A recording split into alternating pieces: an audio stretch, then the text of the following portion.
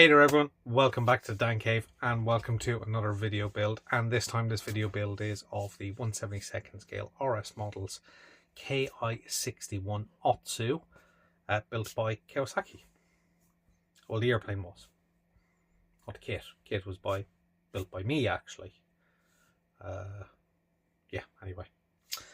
So RS Models are probably not very well known by a lot of you, but they produce a lot of short-run injection kits, similar to Special Hobby in some ways. This one I spotted in a model shop a number of years back. Picked it up because at one time in my history I always had a plan to build every 72nd scale aircraft that operated in World War II, something myself and my brother did from a very young age when we were first modelling. We had a book on World War II aviation and we were trying to find kits of everything. So this was one of the aircraft that was featured in there somewhere, and spotted the kit, picked it up, thought nothing of it. So this video build is to go back and finally get around to building that kit. It's a very short video, so I'm not going to hang around too long. So put your feet up, sit back, relax. If you're new here, don't forget to subscribe. Don't forget to like the video. Feel free to leave a comment down below. Tell me of any of your modeling origin tales if you wish, as a comment down below. So yeah, so sit back and watch the video build. I'll come back at the end for some final thoughts. Over we go. So welcome to the build. This is the Ki-61I Otsu. So Otsu is just the model designation, basically the B variant. Hien, Flying Swallow is the Japanese name, and called Tony was its allied code name during World War II. So out of the box you can see that there's a bunch of brown plastic. There's maybe 50 odd parts. Not a huge part count, but a reasonable amount for the interior, which is quite nice on a short run injection kit. And usual process, start getting everything off the sprue, cleaning up the parts, and then begin assembling the cockpit. So dry fitting is one of the key parts with short-run injection kits. Their looks can be deceptive. They look reasonably well molded, but when you start lining them up, they can cause problems. So here I am just adding some of the interior parts for a cockpit. There's a good level of detail for the seat, the gun controls, instrument panel. But as I said already, the important thing is get everything lined up. So once I'm happy everything looks like it's going to fit, it's time to put some primer down. So I'm using some UMP grey primer to start with, through the UMP Apex airbrush. And then I'm using AK's one of the interior greens for Japanese aircraft. I couldn't find an exact colour code suggestion for the interior, so I've used one of the interior greens that I've got for Japanese aircraft from AK's older series of acrylics. Long since discontinued, I believe, but my ones are still good to go. So once that's all painted up, there's a little bit of brush painting just to add in some more detail, and then assembly of those components can begin. So a little bit of CA glue will put the main cockpit tub in place, and then some extra thin is used on a few areas just to help create a stronger bond. To basically tack it up with some CA glue and then use the Tamiya extra thin to give me a more firm bond. So once that's in place, I can begin the process of mating the two fuselage halves. So there's literally no alignment or pins to align any of the fuselage halves. It's purely by, not guesswork, but by visual alignment.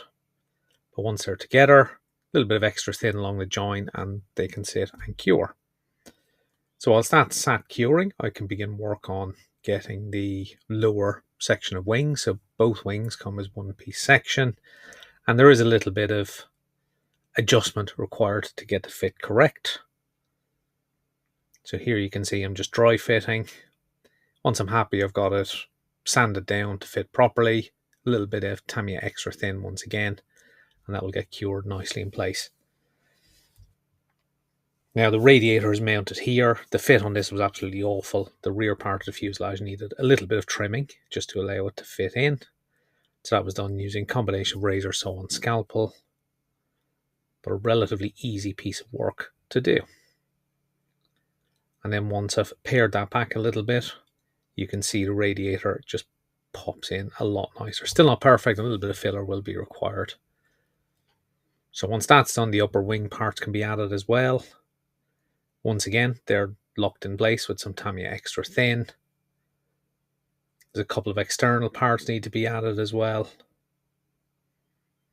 But all in all, as you can see, this assembly has gone very, very quickly once the cockpit tub has been completed. I'm adding the canopy at this stage because it's a complete one-piece canopy, so we'll glue that in place, clean up any gaps, and then begin the sanding process to remove any seam lines.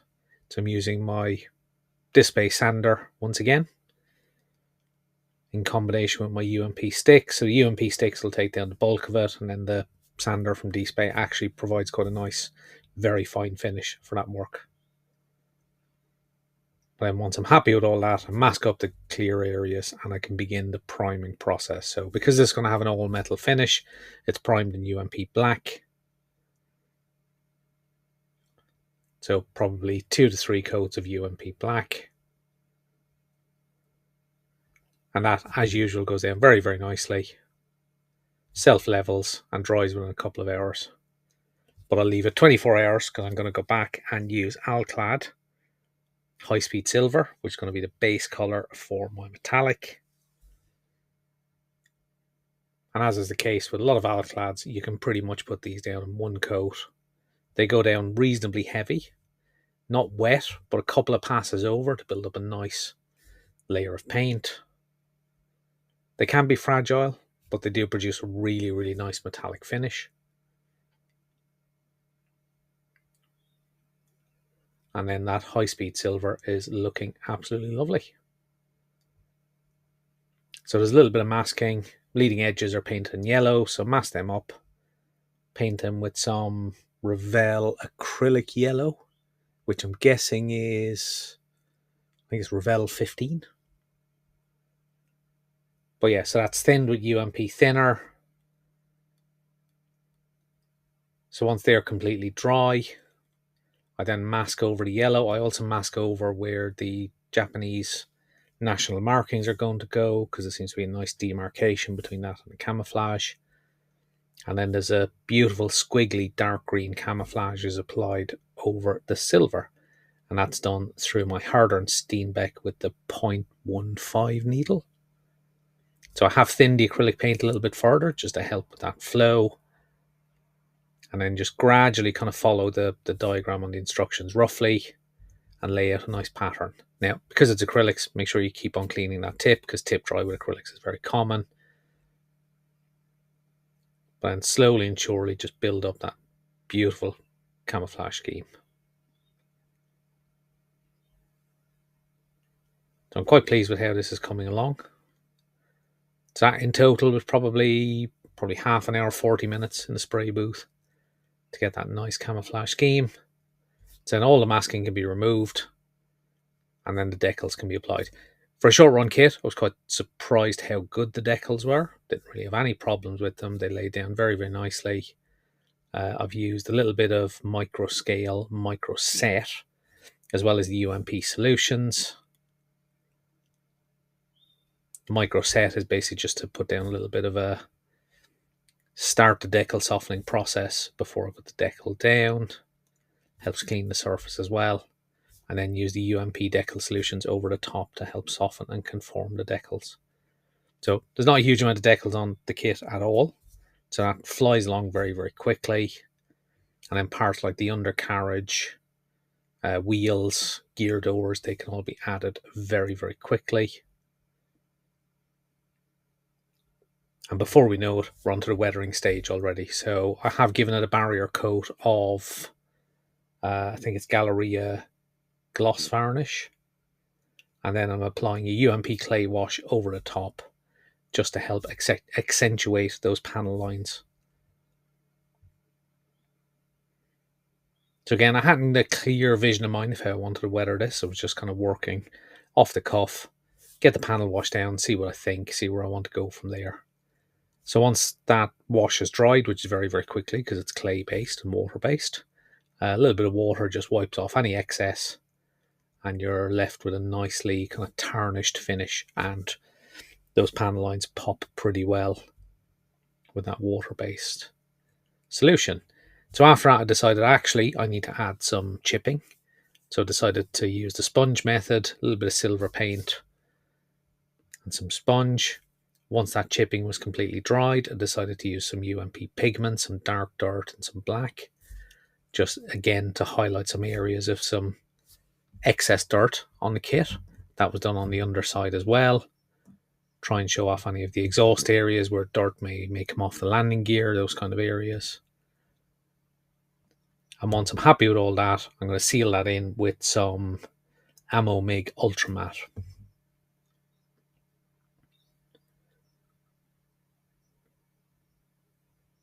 So a couple of coats of that, lays down quite nicely, does give a beautiful matte finish. Does unfortunately dull off the metallics very, very much, but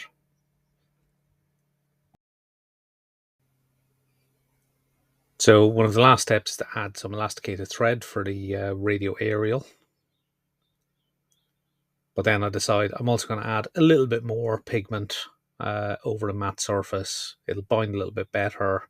It's a very careful placement of some more dirt. Also using a little bit of ash just to help highlight the exhaust staining. And there are just a couple of small final steps. And for me, this is this build complete. So very simple kit, very simple build. Quite enjoyable though. I think the camouflage has come out. I've been a little bit out of practice on some of my camouflage work, so it's nice to get back to airbrushing 72nd scale camo, using a very fine needle on the hard-earned Steedbeck, which worked absolutely brilliantly. And overall, this adds to my collection of Japanese World War II aircraft in 72nd scale.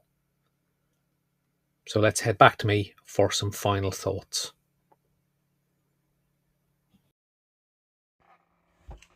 So there we go. That's the Ki-61I Otsu from Kawasaki, an RS Models kit. Very interesting scheme.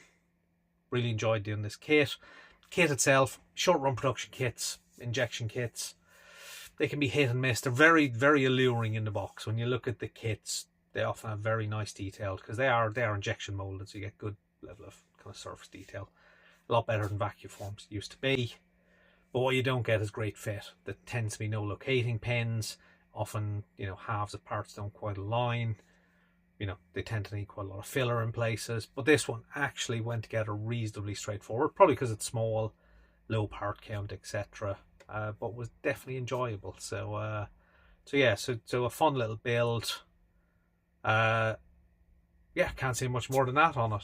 It's another Japanese military aircraft from World War II, added to a growing collection of Japanese aircraft that I've got from World War II. Most of them are from Airfix, because Airfix seem to have covered a lot of the Japanese naval aircraft. Certainly not so much the army, but certainly the naval ones over the last few years, such as the Zero, the Kate, etc. So there we go. That's the video build done. Thanks for watching. Don't forget to subscribe. Don't forget to like the video. Leave a comment down below. And as I said at the start, if you want to leave a little bit of a story of your modelling origins or some anecdote from your early days of modelling, feel free to leave a comment, which I will reply to, of course. And it also feeds the algorithm, which is good for the channel. Channel does well. It's good for me, which is good for you because I do more videos. Something like that. Anyway, so thanks for watching. See you all very, very soon. So bye-bye for now.